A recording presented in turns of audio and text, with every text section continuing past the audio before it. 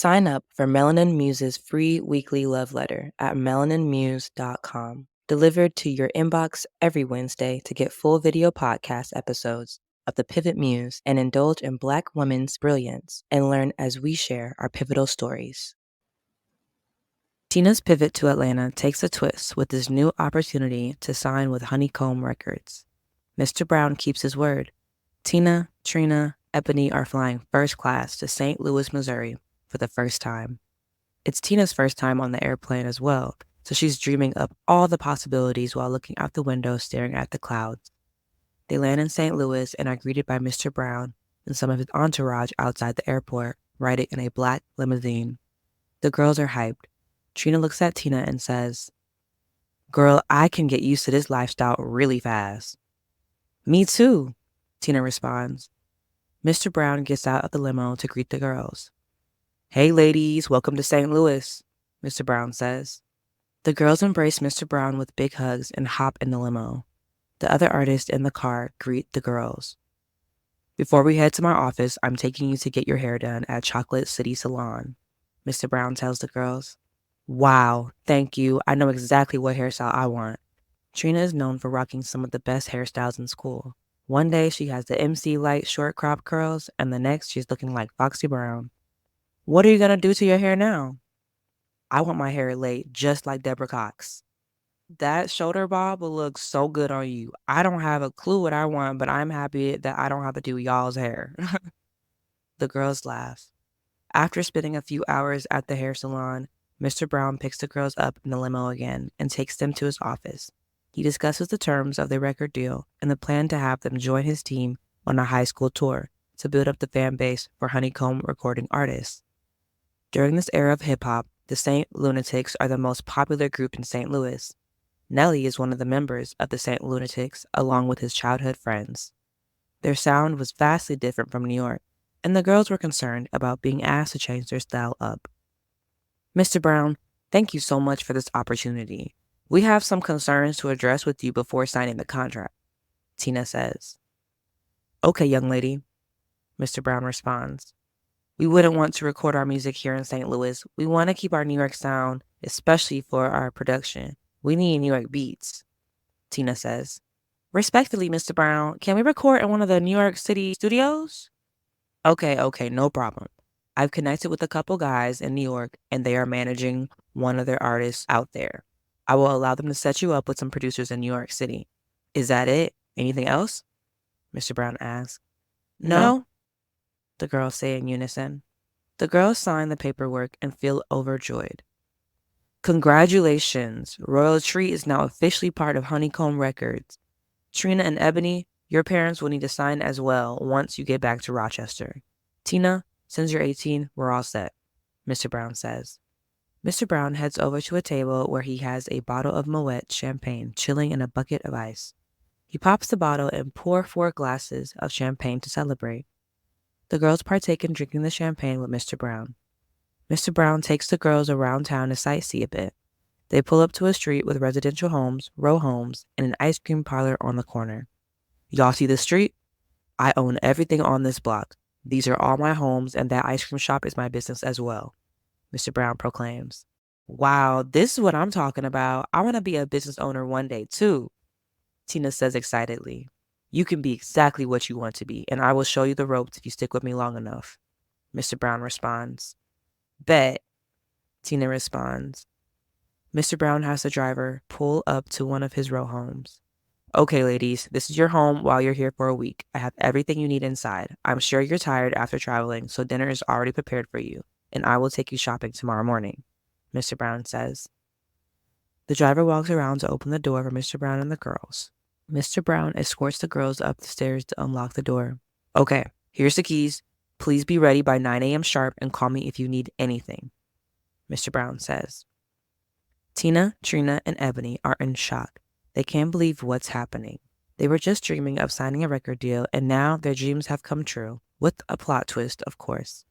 After Mr. Brown shuts the door, the girls drop their bags and start celebrating. Ebony runs upstairs to check out the rest of the home. Tina lets out a screeching noise, and Trina walks over to the dining table to open another bottle of Moet, waiting for them. She pours 3 glasses of champagne and calls a meeting. Hey, y'all, let's chat for a few minutes, Trina says. They gather at the table to make a toast to Royal Tree. They discuss their plans for the high school tour and what types of costumes they want Mr. Brown to buy for their performance.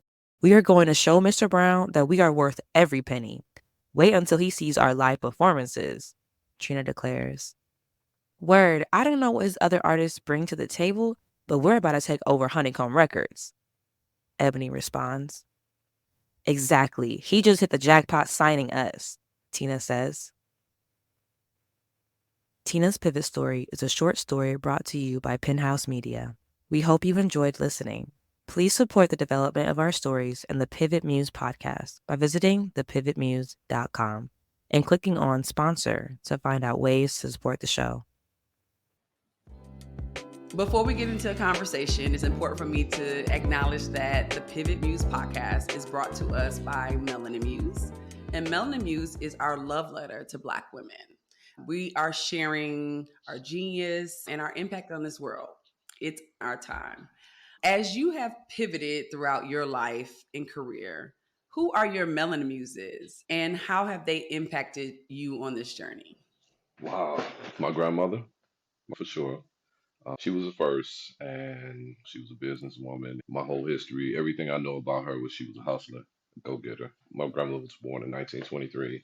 She had 12 kids, and I never saw anything like that, honestly. Of course, my mother definitely was my muse in a million ways. She taught me everything in terms of survival and how to get back up. Life wasn't always easy. I saw her make something that was hard looked real easy. So she definitely was that for me. My sister, Tracy, was definitely, when I think about Black women and women who motivated me as I came up. And that's also the backdrop of my story. I didn't have any older brothers. And yeah, I guess I was one of the older of the cousins and not a lot of boys in my family. I got a lot of my strengths from the women around. I was lucky enough to meet you and be inspired by you and your greatness and your passion for your family first, Nadia, our daughter, of course. In truth, when we met, I was inspired, honestly, by you and that, your motherhood and what you bring to the party when it comes to coming from the hood and still having aspirations of making something out yourself. And again, showing that to our daughter and putting her in position to do the same. So, I I mean, love of course, you're bright and beautiful. So, it. Well, thank you, darling. The Pivot Muse brings you curated stories and advice from global professionals, making one of life's most important decisions, which is the pivot. I'm your host, Natina Marie. Our guest today is Diallo Hill, my amazing husband, master carpenter, and woodworking enthusiast. He is the owner of Lego Works Pros and creator of Handyman to 5-star pro. Thank you so much for joining me. wow, thank you. Wow, I've never been introduced before like that. That feels good. I can get used to that. Exactly. So let's get real. I want to say something first because I know obviously your story, your life has been full of pivotal moments, and many of them have been intentional. Intentional in ways to navigate out of some of life's challenging and tough situations, whether it was just life or career. One of your personal quotes that is one of my favorite is fear restricts movement. And I've Hmm. shared this quote on the show now a few times. And since we have you here, I would love for you to let the people know what you mean by fear restricts movement. Wow. Okay. That's something I actually learned from my younger brother. He basically provoked the thought for me to think about it on a deep level. He went through some hard times, and takeaway from that, from his situation, was that he figured out through the advice of some OGs and some people that was trying to mentor him, where they recognized his biggest pitfall was, and it was his growth, and he was constantly being stunted by simply fear. He was capable. He had a guy who recognized that one quality in him and told him, hey man, I see your strengths, I see your abilities, but I also see your fear. And that's what's stopping you. So we were teenagers. It's just something that stuck with me and something that I realized is actually the only thing that really stops you from being able to be who you want to be. And it's really the fear of success. I done had plenty of fear of success because I never knew what it looked like. I honestly didn't see it. So you get caught up in that and it become a way of life. I think that fear part, it becomes a learned trait. It becomes something that you adopt. It becomes you. Not finishing things and it becomes normal, but it's all driven by fear. That's all. I love it. Sometimes I may be venting about something. I'm like, why won't this person do XYZ?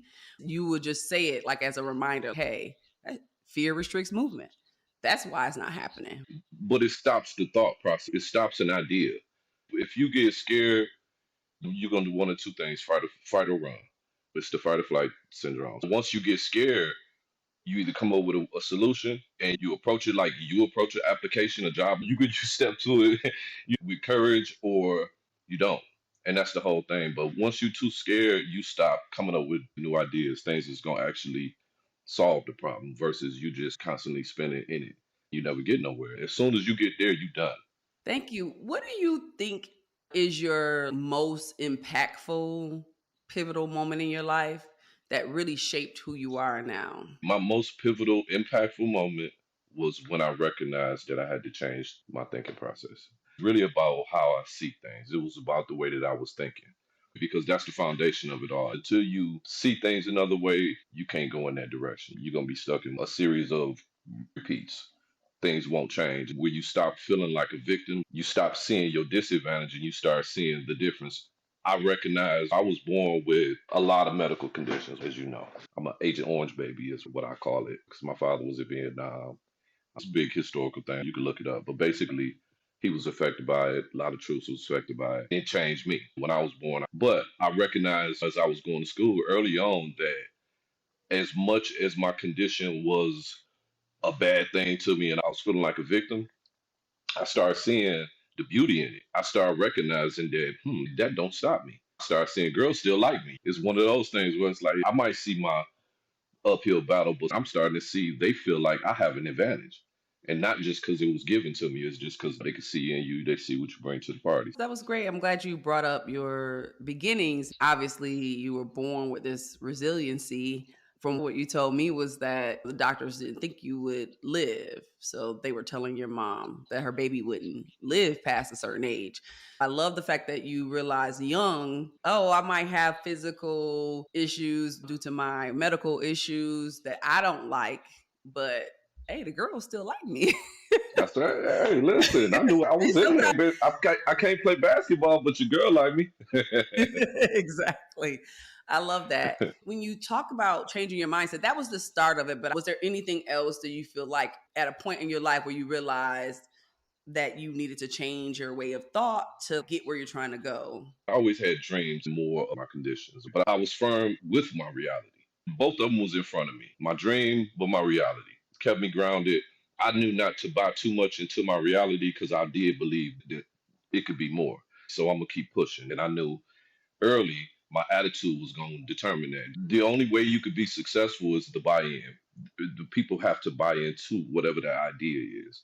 For me, I was buying into the idea of some of the things people were saying when they said you can do this, despite my reality. I love that. Now you're here as a master carpenter and woodworking enthusiast. Give us a little glimpse into how you first became a handyman and when was that in your life? I could almost equate it to knowing magic or I always had an interest. Things would just puzzle me. I've been a tinkerer. Everybody who ends up doing something like this, you start out as a kid, your mama cussing you out. What you tearing my stuff up for? Or if something broke, I call myself, I'm gonna fix it. I'm a fixer. So it started from that, wanting to please, wanting to chip in and do something. And I started that as a kid. I had a screwdriver and a hammer and a piece of concrete that was perfect slab. My cat had died. And I was 12 and it just killed me. I wanted to do something to honor Shushu. Shushu was my cat. Shushu was a black cat, coolest cat on the planet. So anyway, that was my boy. I wanted to make him a headstone, and I wanted everybody to be there at the funeral. I carved his name and I carved him a whole headstone, and it was cool. Then I had wood shop around the same time. I fell in love with wood. Fell in love with my shop teacher. That's where it really started. I love it. I love humble beginnings. What motivated me, and it was just that it was pain. Pain is a part of the formula. It's pain points in business, right? In order to have a marketable product, you need to be addressing a pain point, right? That's a big part of Absolutely. it. Boom, that's where it starts. Right. Answering those pain points. Over several years, you are a handyman, navigating through your career and also having a hustle on the side when you left to move from Detroit to Atlanta. Handyman services have really been in your back pocket as something that you knew. I want you to talk a little bit about this journey of how you obtained your skills and talk about being a student of the game. I like that. Becoming a handyman was definitely not on purpose. It was a means to an end. For me, I go back to, at best, I go to mid 90s, 95, 96. Actually, starting around 94. During those days, I had no clue what I was doing. You could have never told me this would have led to this part of my journey. But it was real. I needed some money. I started as a laborer, going to help a guy clean out old houses. He was working with a mortgage guy, an investor. It was like a team of these guys, whatever, rich white guys. But they had money. I'm from Detroit. I'm in the hood. They had these houses. So we would go in and start cleaning everything out, doing demo. As I'm doing the demo, I'm not knowing, I'm learning the basics to how to do the work. As I'm doing that, I'm starting to pick up little tricks here, how to take something apart. So I'm saying to myself, well, if I could take it apart, maybe I could put it together. And I did that for a few years, just a way to make some money. I got out of it. And later on, around year 2000 or so, I ended up remodeling my own bathroom. When I got finished with it, people thought that I actually had a company come in and do it. I was even impressed. I'm like, wow, man, maybe I got something that can turn into actually making money. Let's say around 3, 4, 5. During those days is when I started taking it more serious. Prior to that, I would just do work for myself. Before I was a laborer, now I'm actually the guy taking jobs from you. I'm redoing your floor. Started building confidence, and of course, the first few people were my guinea pigs. Somebody had to be the test tube baby. I learned in real time what to do. I started figuring out how to handle homeowners, how to talk to people about the works. I just built it from there. Over the years, I thought I was taking it serious, but I still didn't believe fully in my real talent. I ended up being in different situations. I moved to Seattle, got a lot of experience in Seattle, working for a big custom kitchen installer. I learned a lot of tricks from guys, and it grew into more of a passion at that point. I love that. How does a Detroit guy from the hood end up in Seattle? Just how did you make that decision? How did you get there? Talking. Well, to be honest, I almost got myself in some trouble. It's 2007. The economy collapsed back then. So anyway, it was right before the end. Some guys were in Detroit looking for people. They were trying to take advantage of what they know from the Detroiters. We got grit, we hard working blue collars, right? They trying to pick up some talent from Detroit. I see an ad in like one of those free papers that they said they're hiring. They'll move you cross country. I'm like, whoa, we'll pay your moving costs $5,000. That's all I saw. $5,000. All right, let's go. And it's gonna get me out of here. You're gonna pay for me to get out my troubles, and you're gonna set me up with a new apartment, new job, and you're gonna start paying me. I'm gonna be make $25 an hour. Oh, that's for me. I went to the interview and I talked my way into the job. Honestly, that's all it was. I went in, BS my way through the interview. He liked me. Two white guys. They said we need somebody like you. Pack up, load up, move cross country. Get there, and there's 104 employees at the company, 56 installers. They called us project managers. I was the only black face in the company. So, and then it was like, nah, it's on. So I had to figure it out. I'm like, oh man, they about to find out. I love the story because you took a chance on yourself. And sometimes we do have to fake it till we make it, especially in an interview, because you know that you're talented. You have had this history of getting to the point where you never had training to remodel a bathroom, but you remodel a bathroom. I love the fact that you didn't deal with the imposter syndrome that some people deal with in that situation. You was focused on the opportunity. You didn't lean into fear. There you Because go. if you'd have leaned into the fear, you wouldn't have ended up the only black person in Seattle working for a national brand that was remodeling kitchens and bathrooms. That's true. The folks that we invite to the show, of course, you're here as my husband, but you're also a master of the art of the pivot. How do you find yourself making sure that you stay self aware of who you are, your value, Quick story when it comes to, like you say, betting on yourself. I'm from Detroit. We always bet on ourselves. It's just ain't nobody else to bet on. If it's somebody else in the room, it's a natural thing. That's just the way it goes. I worked with this guy. Now at the time, so I'm 35 years old. This guy was a white guy, had been to the army. He was a different kind of soldier. And he was a soldier all day about it, by himself. He stayed in his army fatigues or whatever. I learned a lot from this guy. He had a lot of self discipline. We're at a client's house on one of his jobs. We share job situations. So I'm there and I'm talking to his client. And I'm just going. I'm just talking. I'm just running. And I can do this. I can do that. I'm in my zone. He just leaned back and he said, oh, Diallo. He called me out. He said, you just don't stop, do you? Ha ha ha. He laughed it off. That was one of the first times I saw myself. I saw a guy that needed to change and grow. I saw somebody that needed to be more self aware. I saw the arrogant side of myself, and it was the most embarrassed I've ever been. It happened again, probably a few weeks later. I was going through a rough time. I was stressed. I was going through a lot. Another older guy, I'm talking, and I'm just running. And he said, ha ha ha, man, you saying a lot. He was cool. He eased his way back. He eased his way away from me. I saw myself again and I heard myself. I said, oh, wow, man, you're doing it again. That was a wake up moment for me to realize, like, all right, you from the hood, you got a lot of passion, you believe in yourself, you got what it takes, you just need a chance. I'm hungry. That's where I see it. I needed to temper that. I needed for somebody to be able to stand me or take me enough to be in the room. That was when I started being more self aware and consciously started to try to temper that.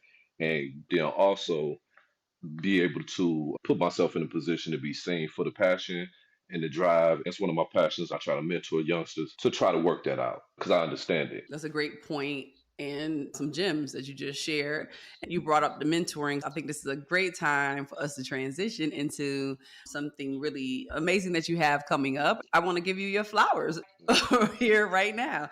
Unlock your potential with our 5-star professional handyman training course. The Handyman to 5-Star Pro is an interactive training course to empower young men and experienced trade workers on their journey to becoming top-notch professionals in the handyman industry and a contractor with pro referral powered by the Home Depot. Join the waitlist to get exclusive first access to our next hands-on workshop and learn the skill set you need to scale from a handyman to a 6-figure business. Visit 5-starpro.com and register today. Let's talk about this new training program that's launching later this year. It's called Handyman to 5-Star Pro. My new nickname for you is HD, okay? Because anyone that knows you knows they can find you at Home Depot. You've been Oh, I spending some thought that meant time on heavy some money. duty. Not bad.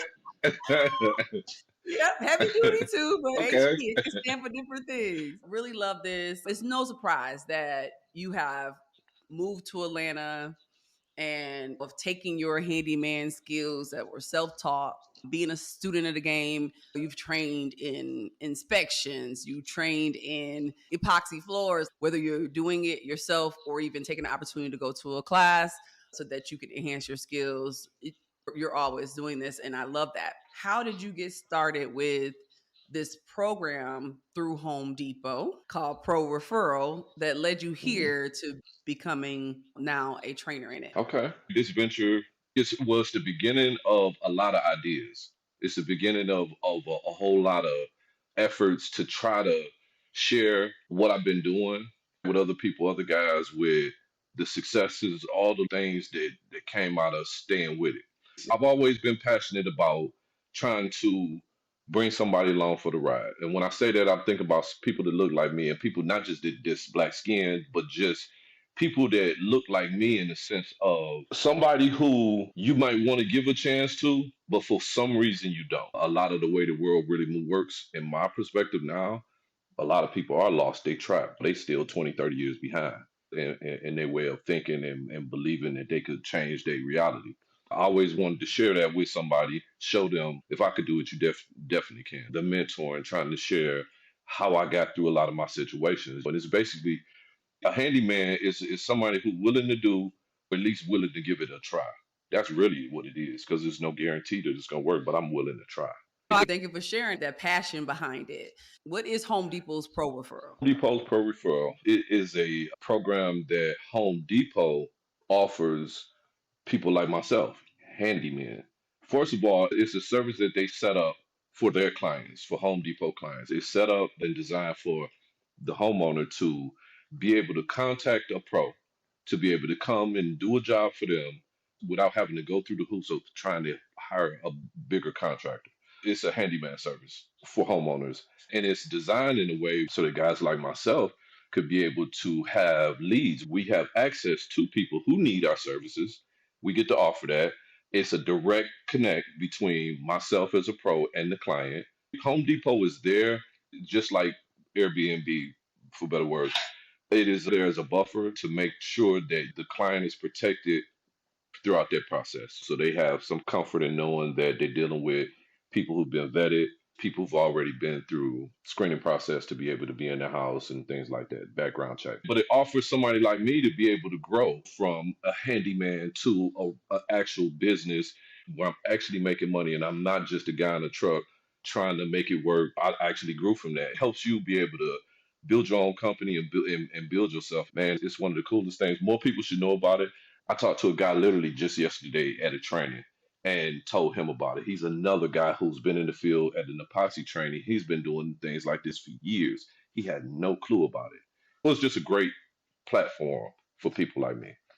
I love the fact that you realize that now you're passionate about mentoring other folks from places like where you came from, and Black men with skills that have a drive and talent that they could use to make a living, create a business. But it's also really interesting to me that all of these handymen or talented folks that's been in business for so many years that could actually use that lifeline to scale don't know about it. So that's what's going to make this so amazing for you to start having these training classes.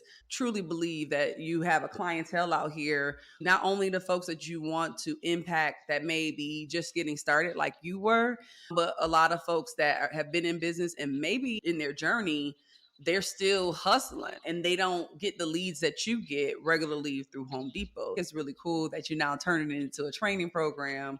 I love the fact that they're doing the ratings, and what you brought up with Home Depot is they protect their client, the homeowner. So they have reviews, and you have all these 5-star reviews that help you earn this 5-star pro rating with Pro Referral and Home Depot. Tell me about how you've earned these 5-star rules. What's your principles that you go by? If you're in this position, your first claim is that you're a businessman in business for yourself. Honestly, could tell you, it was times of me doing this where early on I used to go into these opportunities with the wrong attitude. I had employee mindset and the way I looked at it. And I would get in this situation, I get in people's houses, and I'm not giving them the best customer service. And I'm not remembering that I work for myself. It might not be easy. I might not be making a lot of money on this, but I'm focused on the wrong thing when I come through the door. And people gonna pick up on that. The energy start right there. As soon as you step up to the plate, it's attitude. The number one thing is how you see it. Seeing is being. Stephen Kovac. It's that foundation of thinking of what am I here for? And being able to not just understand that I'm here for money and to get paid, but I'm building something. I can't be coming in here thinking I'm gonna get my home run out of this one client. I'm gonna get rich right here today. That's a part of everything because it's your attitude going in from day one. And I could say that because after going in, being so willing and ready to do everything I can to share all my information I done learned over the years with people, tell them about pricing, help them with all kind of strategy, get them all my tips. That means something to them. And it means way more than what I even think because I hear that because I done had enough time to get those phone calls back 8 years later, 7 years later, 4 years, and somebody call the same number and they get somebody on the line and it's wow, you still doing the same thing? Are you still in the business? Yes, ma'am, I am. Had I not figured out early on to adjust my attitude when I'm here working for a day and later you giving me problems and I'm not even making nothing but $25 at the end of the day on this job. If I had that bad attitude, I would have never got to the other side of it. Trying to share that with people and get them to understand this is not you working for somebody. This is not you working for Home Depot. You don't work for nobody. You work for yourself. You got to figure out how to build on that and do yourself a service, not a disservice. So you said attitude. What is something else that you live by to earn this status and keep this status? Because it's not only about earning these 5-star, it's about getting repeat clients, like you mentioned. What is another principle you live by? First of all, it's the quality of the work. It's a standard. Pro level service is just that. And it's the reason why people choose you to do it. Bring somebody, all right, cool. Hey man, yeah, I like what you're doing. He'll tell me how he recognizes, man, you got these clients in this house and they want you to come in and do the work and they trust you to do this. And I tell them, hey man, I ain't never did this before. But if you come in, if you trust and follow my technique, approach it a certain way, just because you've never done it before, don't mean we can't do it.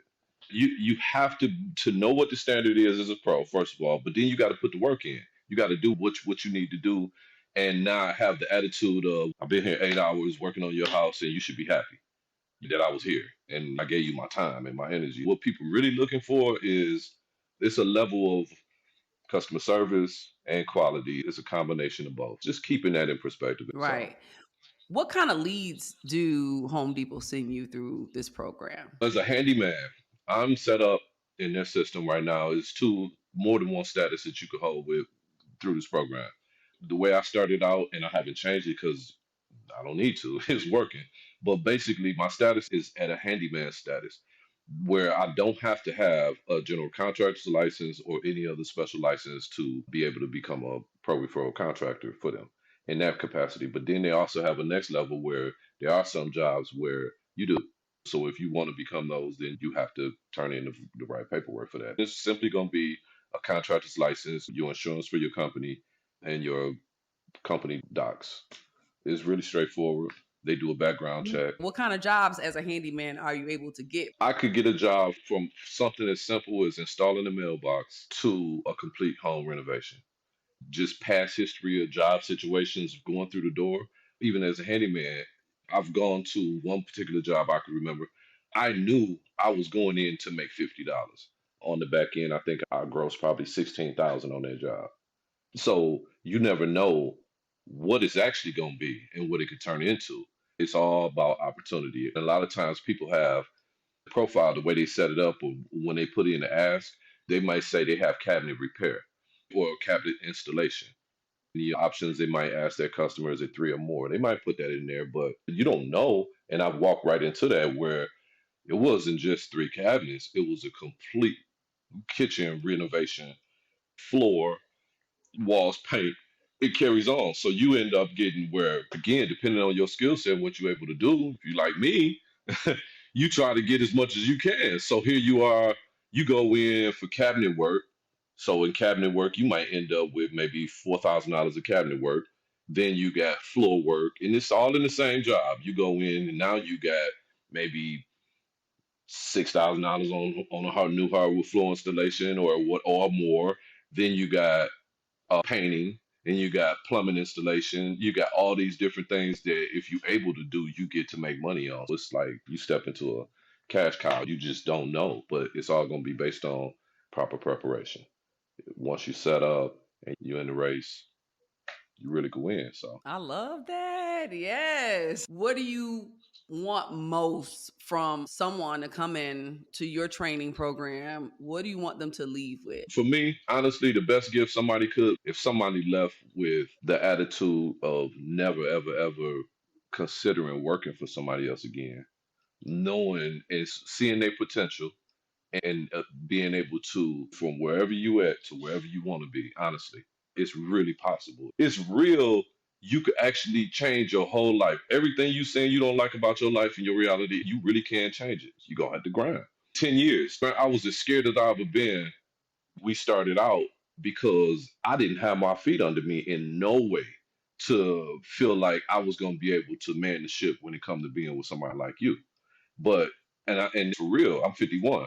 And for somebody who might be 40, 45, whatever point you at, if you might not be where you want to be, or you ended up where you are. That's where you at.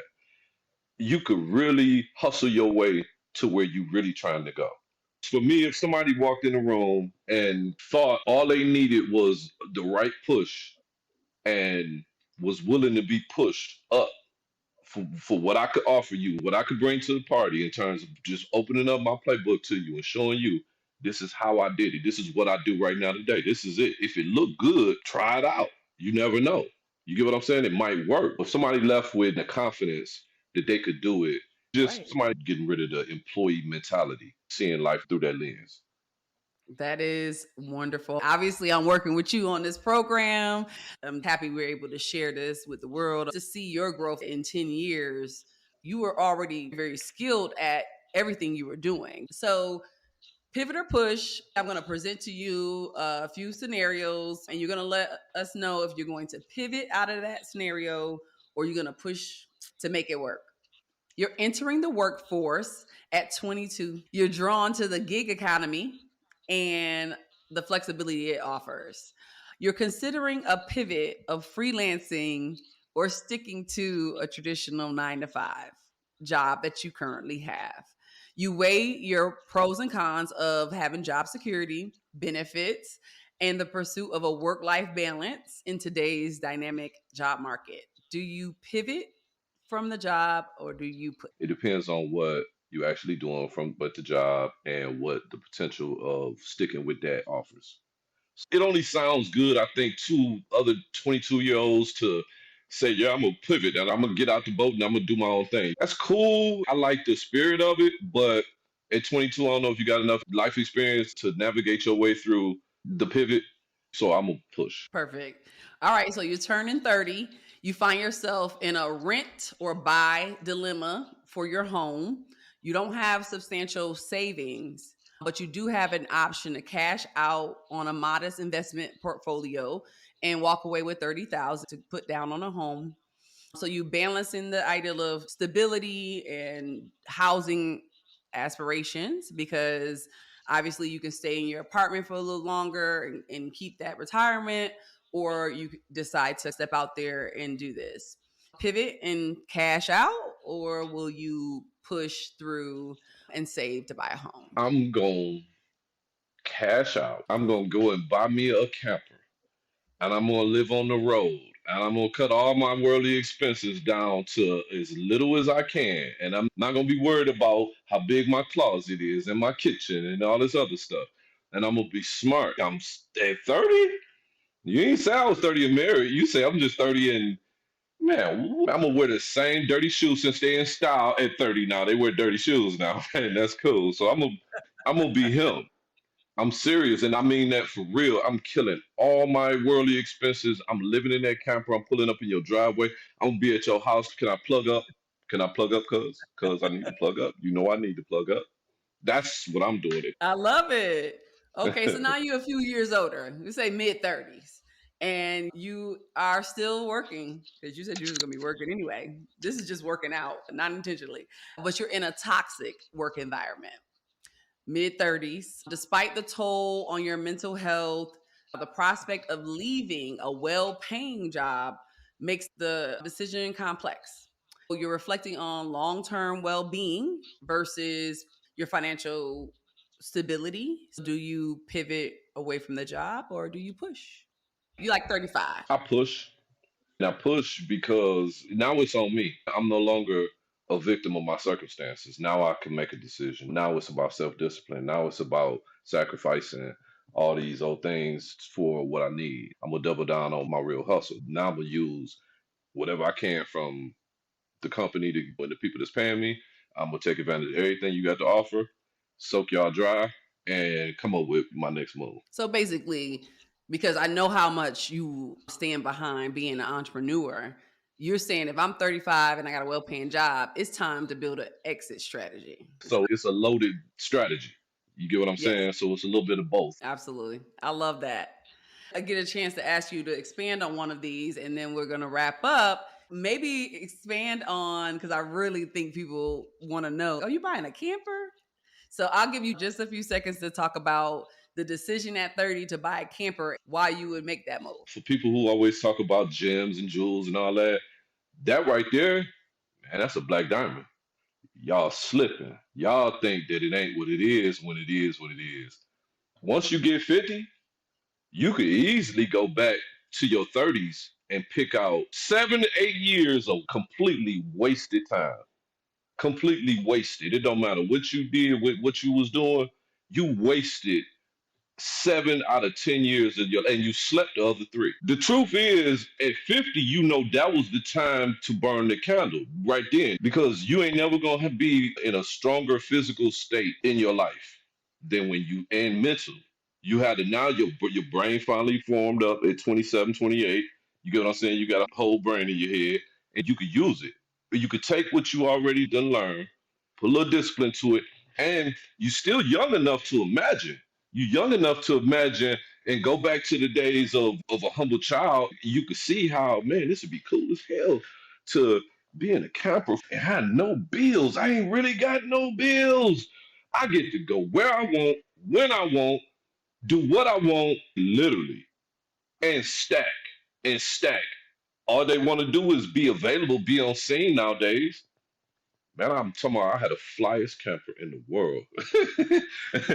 And be stacked. A safe deposit box somewhere because I can't keep it with me. Have me a dog. Calm down and focus. I don't know what else would be stopping you. I mean, you ain't say 30 with a bunch of kids, 30 with a bunch of this and that. I'm 30, free as a bird. I'm getting me a camper. And I'm gonna ride out. I'm telling you. And you talking about a handyman. You talking about somebody. You talking about me. That's why I'm it's on. I love it.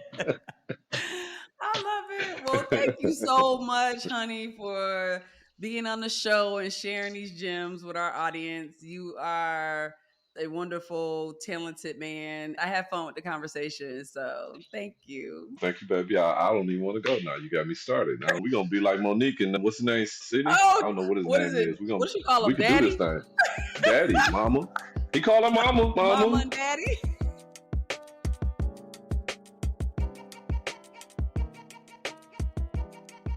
Thank you to all our amazing guests who shared their pivotal journeys as we mastered the power of the pivot. We are truly grateful for all our listeners and the muses who made this show possible. Remember to subscribe and follow us at The Pivot Muse on YouTube and Instagram, and indulge in all the gems Season 1 has to offer on Spotify or your favorite podcast app. The Pivot Muse podcast will return for Season 2 in the fall. But until then, we will leave you with a quote from our host, Natina Marie. Give yourself grace as you learn to master the art and the power of the pivot. And always remember to extend that same grace to the people you love the most.